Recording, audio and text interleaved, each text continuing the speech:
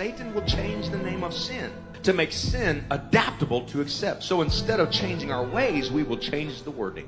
Instead of pedophilia, we'll call it minor attracted people. Instead of sexual exploitation, let's call it adult entertainment. Instead of sex cults where we bump and grind, we'll just call them music clubs.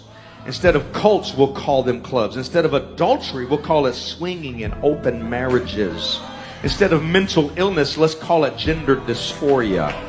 Instead of gender mutilation, let's call it gender transitioning. Instead of fornication, let's call it intimacy. Instead of lust, let's call it love. Instead of calling it a spiritual battle of good and evil, let's call it political. Let's call it a phobia. Let's call it hate speech. Call it something else. We are not called baby killers. We're called abortionists. It's no longer sin. It's a complex. It's an addiction. It's a disorder. It's an obsession. So we don't feel bad about our sins. We change the name of them. And when we hear the truth preached, we feel conviction, but we condemn the preacher as hate speech.